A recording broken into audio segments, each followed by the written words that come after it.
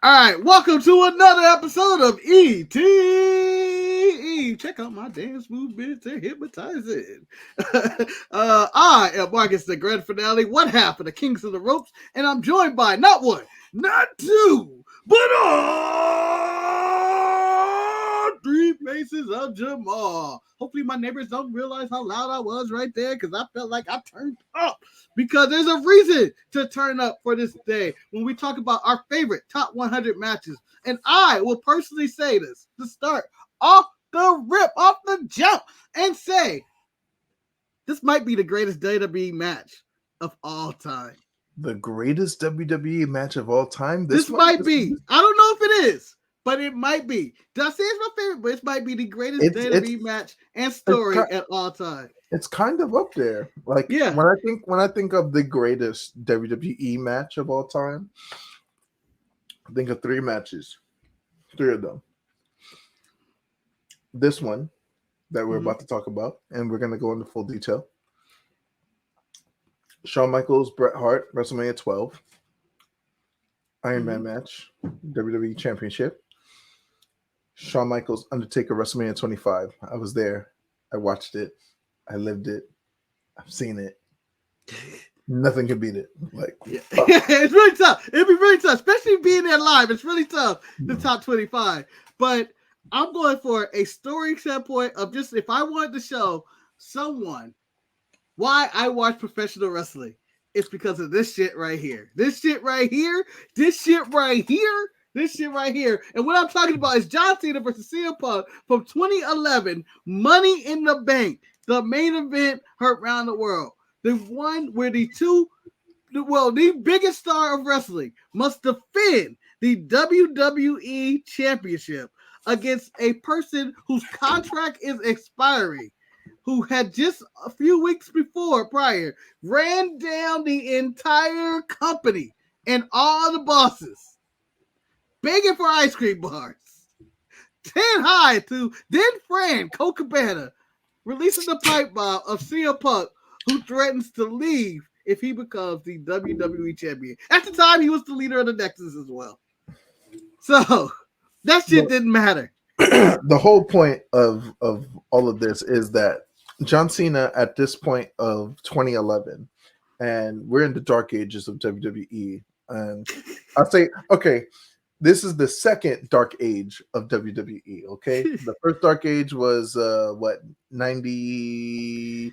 Somewhere around a new generation 90, where Duke the Duck and Josie ran roughshod. 90 through 96, that was the dark ages, right? Because, like, Nitro was whooping their ass and all this stuff. And then 97 became the Attitude and such. So the dark age, 90 through 96, this is the second version of that. From 2008 all the way to 2014. Some people might say 15. I say 14 because of the WWE Network. So from 2008 2014 was the second dark age of WWE, where John Cena is stagnant. He is stale. We're not jacking it. Fuck this guy. Get him out of here. He's winning matches he shouldn't win. He's the WWE. He's a WWE champion. He's Hulk Hogan 2.0. He's freaking he's John Cena. He's the franchise. And as CM Punk would look at him and tell him, and weeks prior to this, John, you're the Yankees. Okay? You're not the Red Sox. You're not this underdog. You're the franchise. You're the Yankees. You're the main guy. And all of this. So you have all this going on, as you say. This is a still period where you see where CM Punk grievances come from, of the frustrations that WWE has just went PG and everything seems to be the same. And John's on top all the time, and there's no room for guys like him, the independent guys who are fighting their way up. Him and Bryan Danielson and whoever Barrett got buried. Everybody in Nexus got buried. Like, there's nobody that can come up. Nobody can come up. Nobody can go down without your save. What is going on? Yeah, Vince McMahon has all-time lunacy, and he's out of touch. And we're at this point where CM Punk goes up, sits crisscross applesauce, it's a politically correct way to say this now, and starts yelling all his grievances out about the WWE and the state of wrestling, and everybody in the crowd is going, hell yeah, on his side. and is following him. Meanwhile, he has become the number one contender in this. And the next, he's going to get his title shot the day his contract expires, hours before his contract expires, in his hometown of Chicago at Money in the Bank. Now, on top of this, he's negotiating on TV and in a work fashion with Mr. McMahon about what he wants to happen and change and sign back, refuses to sign and says at midnight he will become the WWE champion and he will leave the WWE for good. And at that point, I go, bullshit. He ain't gonna win that title. And on top of that, you have Vince McMahon who's threatening John Cena, if you lose to this man and he takes my title away, you're fired, John. And then you go, oh shit, this has stinks. What's up? And he's not firing John Cena. And that's immediately goes, and you go, John Cena is going to win this match. But then the match comes and you just hear one of the loudest crowds you will see. The loudest pops that you'll ever hear. I mean, like, what's the loudest pop that you ever heard other than this match? It's probably involving Steve Austin at some point in his run. And like it's just unconditional doing it. Watching on television, you could audibly hear that pop, right? Yeah. Mine was definitely Triple H return 2002, declaring for the Royal Rumble, Madison Square Garden. You know, I'm a New York guy. Like, damn, my favorite wrestler coming back, declaring for the Royal Rumble. That was a loud pop. This was louder than that. Yeah, and it's not even just at the start. It just goes on and on. So the equivalent to this match where, and I'm sure this is going to feature on Top 100 matches, one of my favorite matches as well, more because of the atmosphere, is John Cena versus Rob Van Dam, ECW One Night Stand 2, where John goes into the Hammerstein Ballroom, and he is the most hated person on the planet. He's going there, people throwing shit at him, they're throwing his shirt back, and he is going to what he would call enemy territory to defend the title against Rob Van Dam. And this also was in New York City. And that was that. But you add 10 more thousand people to this because the place was packed to the gill. You just hear CM Punk chants throughout. As Jerry the King Lawler described it, this is if the Chicago Bears made it to the Super Bowl, which is never going to happen. It made it to the Super Bowl. And the Super Bowl is in Chicago, which is also probably never going to happen. What did Clint Dye say? The Chicago Bears, ladies and gentlemen. Yeah. So, oh man, he comes out there in his CM Punk shirt. He's ready to go. John Cena is riotously booed, and then they decided to do 45 minutes of pure magic, of close finishes. It was a masterclass. It was a masterclass of what pro wrestling is. And like you said before, if I was to show somebody that did not watch pro wrestling at all their very first match, it would be this one. Yeah, because it's hard because I used to do it for Brett and Sean, the Iron Man match. Just watch the match. It's the title match. It's the biggest show of shows. Yeah. That used to be the go-to. If I wanted to hit you with shock value, I'll put a TLC match on or show you Undertaker Mankind. If I wanted to show you why I love this shit, then it's Shawn Michaels Undertaker WrestleMania 25. But this is the one that encompasses everything that pro wrestling is and forever will be. And why we love this shit. From the crowd, the atmosphere, the match, the people in the match, the stakes, the company. Like, it's the story. This was the layers to the story. Masterclass. Yeah. Every aspiring pro wrestler should watch this match at least like 45 times in 1 year to see I'm telling you, because it's just a masterclass of work. And mind you, Cena is not one of the greatest technical wrestlers on the planet at all by any means, but he knows how to tell a story in the ring. CM Yeah. Punk is one of the most technical people that you'll ever fucking meet, and he knows how to tell a good story, and he can talk on the mic. He is probably one of, if not the best in the world at what he does at this time, at least. Yeah. And so when you get into this match, and you may say these aren't the most athletic wrestlers you've ever seen. These aren't the biggest wrestlers you've ever seen.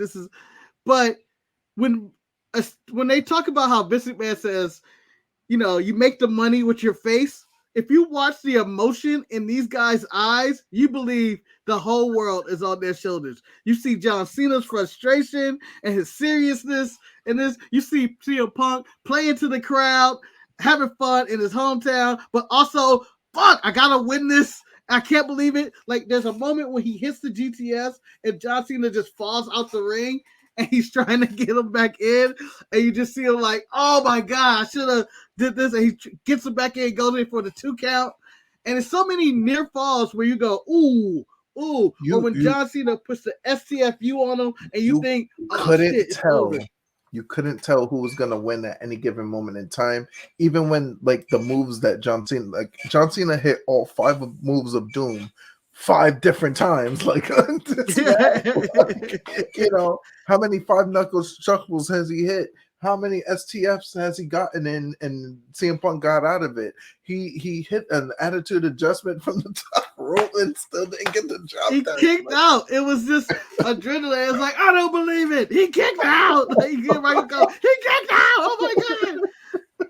And then it leads to the slow of Vince McMahon coming out to the debut of John Laurinaitis as a actually authority on field character, walking out with Vince, talking about, all right, we're going to do something. And you have the Montreal screw job in the back of your mind going like, they can do this again because Montreal, Bret Hart, Shawn Michaels, ring the bell, he didn't tap out or anything, spits on him, WCW, blah, blah, blah, all that history. And you're like, are they about to do that again? And so he comes out. Was this before or after the Eiffel Towering of that young intern? Never mind. Let me stop playing. Oh, no, let's not go there. Let's not go there. That has an NDA on there. So, but yeah. John Laurinaitis goes, because Vince is old, he's like, Laurinaitis, you go and tell him to ring the bell. John Cena sees it, stops it, and lays him out.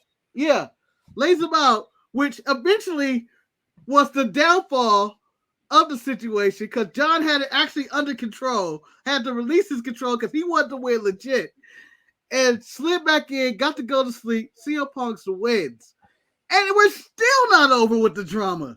We're still not over. CM Punk hit the GTS, the pinfall 1, 2, 3. There was a hush. Yes, there was this hush for like, it had to be like 15 seconds of nothing. Like, people are like confused. People don't know what to say. CM Punk is already fucking grabbing everything. He's trying to get everything going. And then when people realize what happened, and the winner, and new, once they said and new, yo, it erupted in that building. Yeah. But hold on, you missing. There's a fun part about this. That they erupt, he wins, he celebrates, he's like, yeah, I'm the man and all that. Vince McMahon shows confusion on his face, gets on the headset, and goes, bring Alberto out here, who had won the Money in the Bank the previous night, which is so dope because the pay-per-view's called Money in the Bank. And he's like, get Alberto down here. So you're thinking right off the jump, oh, this is how to get the title off of him. On his stupid He's gonna cash it off. He should do something. Kicks this nigga in the head. He slides in the ring, immediately gets smoked. Yeah. In the head. And grabs the title, runs through the crowd, blows a kiss to Vince McMahon, who is fuming. And Michael Cole's like out there, what happens now? And that's how the show ends.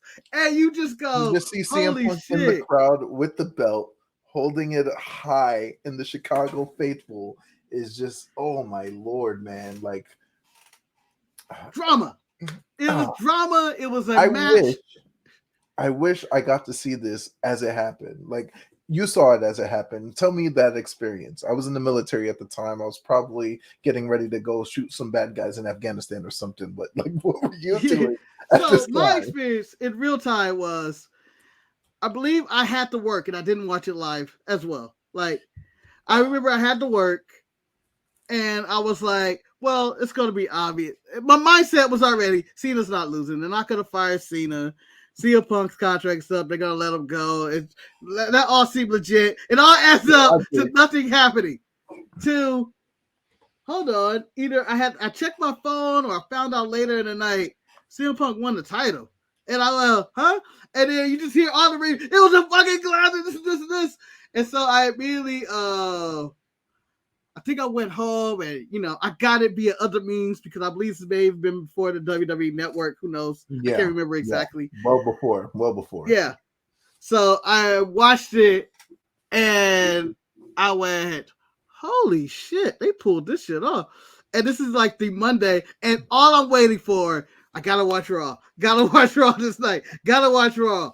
And they tell the story again. And you see that match, and it's just like, I can't believe they pulled that off. This is one of the maybe, again, like I said, this is, I think, the greatest WWE story ever told because it involved everything WWE. Vince McMahon's fear of losing his title and someone showing up somewhere else and them dumping it in the dumpster. They're blurring the lines of reality and fiction. Who knows when CM Punk re-signed with WWE, because at this point, you didn't know. CM Punk was after the match showing up at Comic-Con and other places with the title, and you're just going like this, and like, I don't know what is going on. And the thing is, too, is just like, we go to the next night on Raw. There's a tournament being held for the WWE Championship. I'm like, why? We have a champion. His name is CM Punk, and they do this said tournament right there on Raw as is happening. Rey Mysterio ends up winning the tournament. He becomes the WWE champion. He beats The Miz, and we're like, okay, yay, Rey. Like, yeah, fuck yeah, we're the new WWE champion. But then I'm like, yo, CM Punk is the real champion. Why the fuck did John Cena, and see, this is why we call it the Dark Ages, because no matter what happens, this is what in anime they call anime plot armor right here. Freaking Rey Mysterio went through this whole tournament beating people to win the WWE Championship, and you're making him defend against John Cena off the rip? Well, John Cena, who was fired, who got his job back somehow through shenanigans, I think. John Cena off the rip. Well, it wasn't the next night they had the tournament. They fired John Cena, and then I think it's like a week later they have the tournament. Because I think the end of the show was, are they going to fire John Cena? All I'm saying is this. Rey Mysterio, imagine being Rey Mysterio, winning the WWE Championship. Legit. I won the WWE Championship. And now you have to fucking face John Cena. Yeah. And then John Cena will beat Rey Mysterio. Wins the match. And then you finally get Cult of Personality hit for the first time. Because you got to go back. That's how far back this goes back. He was still coming out to this Fire Birds, and all that. Which, at the time, even going back and rewatching it, is like, this is nostalgia hit. Darkest days, this fire burns. See, I actually listen to Kill Switch Engage, so like, this fire burns. Oh, what? Like, yeah. Like, and it hit, like, you go back and go, shit. His most iconic song is, it's Cult of Personality, but at this biggest match of his career, at his peak, this is the peak of CM Punk. This is the song. He came out to the song. He came out to This Fire Burns, and then he came back, the Renaissance, which we now all know and love, the Cult of Personality, in Living Color. Like, it just works. It just works. Now, I said this is the peak of CM Punk's career. I know he plans on winning the Rumble, going to Mania, main event, yada, yada, yada.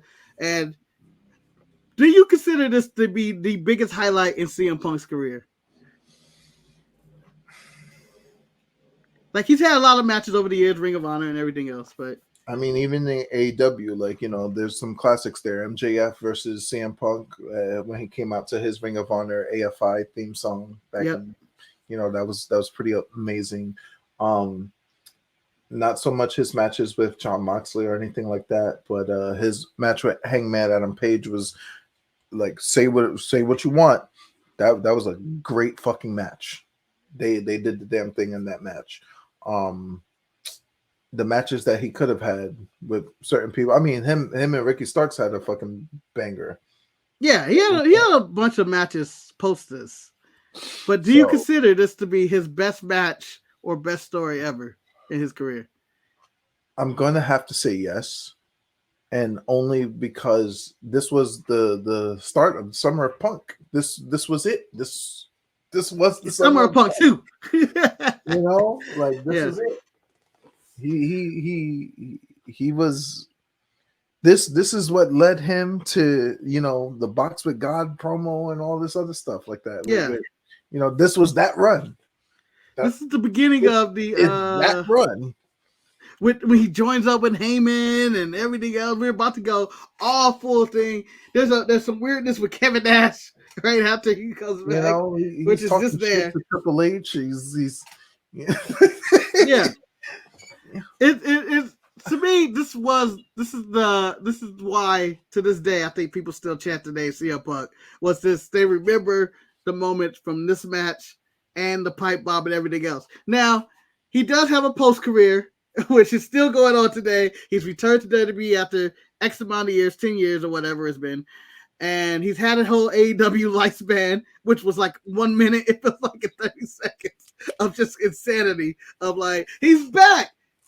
And you know how we say the loudest pop of his career may have been Money in the Bank. He can argue his return to wrestling AEW, with AEW could be even louder. His return to Survivor Series was pretty fucking loud, man. Yep, that was even loud too. And you know, he's had the great story with MJF from a kid to someone, you're my hero, to I fucking hate you, and fight each other in dog collar matches and everything else like that. And then you get to the point of him, which I'm going to argue is something bigger than the pipe bomb. Was CM Punk, I'm injured, I'm tired, to media scrub, and I'm dealing with fucking children. I feel like that was the bigger version of the pipe bomb. The pipe bomb is nice. It's a good promo. It was nice that it felt unscripted. It made it, and everything about it seemed legit.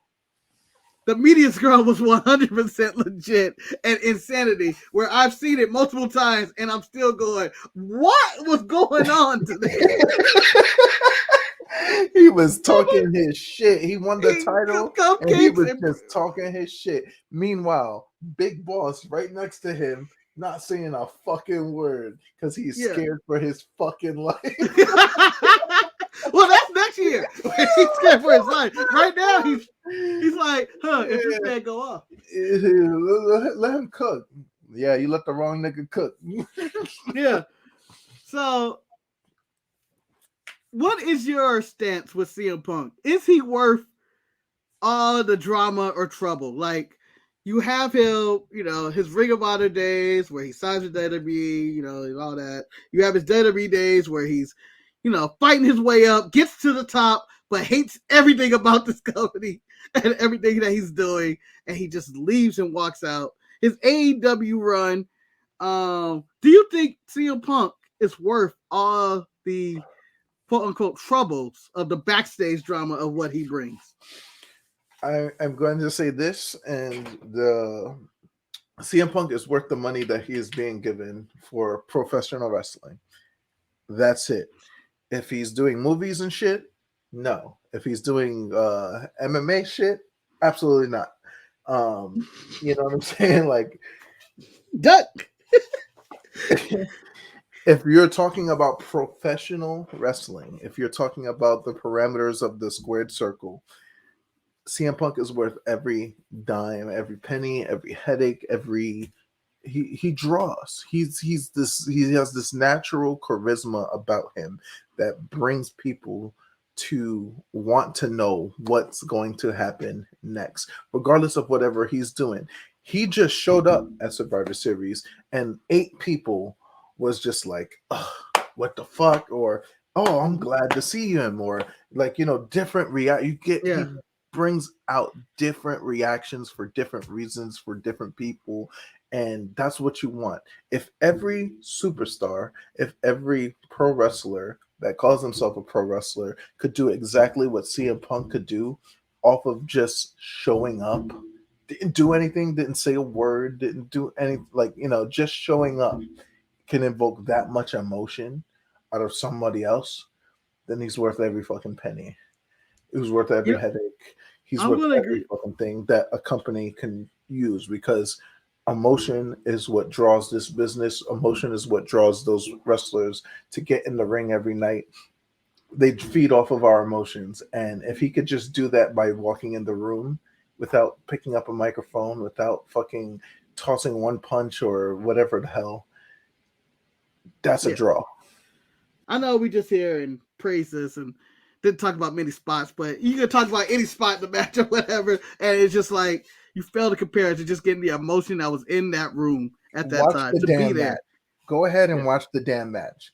I challenge you to watch the match and then come back on this thing, on this channel, on this show, this particular one. Go in the comments. What was your favorite part? Why did it make you pop? And why is this your favorite match of all time? After Yeah, you and watch it. I can't wait for you and the person to go mid. It was mid. You should have seen them. They didn't land on that moves, Christian. There was no dives. It was a bit sloppy. There were times it was sloppy. It looked like injuries could have happened and whatnot, but it wasn't about that. It was about the emotion. Emotional damage. That's what it was. So if you want more of this, tune in to the Mid Card Mess podcast right here, where Jemal will be covering all of this, all of the Royal Rumble, all the G1, all of WrestleMania, all of the blah, blah, blah, the Ring of Honor, the NWA, and everything else in the world of professional wrestling, and some deep, important discussions. Check it out, the Mid Card Mess podcast. The link is in the description below, and you can just, if you just read, it's right here. I mean, but some people have a hard time reading. Just go to the thing, click the blue link, and you can find me still remaining and still. That's what they should just change my name to, and still the kings of the ropes in Mexico. Marcus, and still the grand finale. Yeah, it doesn't end. It's always going to be and still. Please. King of the ropes. Check us out Tuesday, Thursday, Saturdays for our weekly podcast shows. Like, share, and subscribe to the show.